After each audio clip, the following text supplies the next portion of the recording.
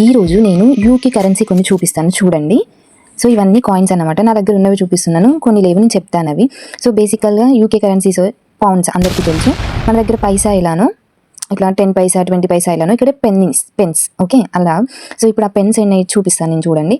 First ఇట్లా ఇలా ఉంటాయి ఒక్కొక్కటి. ఇక్కడ కనిపిస్తుంది చూడండి, దిస్ ఈస్ వన్ పెన్ అన్నమాట. ఓకే 1 పెన్నీ ఇది.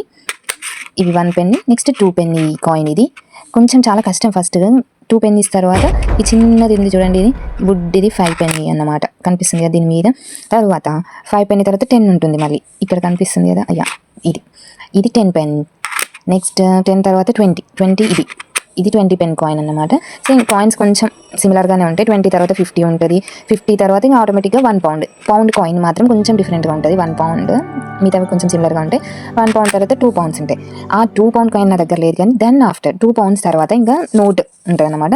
సో ఇది నెక్స్ట్ 5 పౌండ్ అనమాట. 5 పౌండ్ నోట్ 10, 20, 50 అలా నోట్స్ ఉంటాయి. కానీ మనది ఏంటంటే పేపర్, మనది వాటర్లో తడిస్తే మొత్తం ఖరాబ్ అయిపోతుంది పేపర్ లాగా. కానీ ఇది అట్లా కాదు. ఇట్లా మనం నలిపిన వాటర్లో కలిపిన ఏం చేసినా, మనం అమెజాన్లో ఫ్లిప్కార్ట్లో దొంగ నోట్లు ఉంటాయి కదా ఆడుకునేవి, సేమ్ అలానే ఉంటుంది. ఇక్కడ నోట్ ఇలానే ఉంటుంది. మొత్తం కవర్ తడిచిన ఏం కాదు, చినిగిపోయి ఇట్లా నలిపిన ఏం చేసినా చినిగిపోయే ఛాన్స్ కూడా చాలా తక్కువ. కవర్ లాగా ఉంటుంది. కొంచెం దొంగ నోట్ లానే ఉంటుంది, అంటే డూప్లికేట్ నోట్స్ లాగా కనిపిస్తూ ఉంటుంది అన్నమాట. ఇది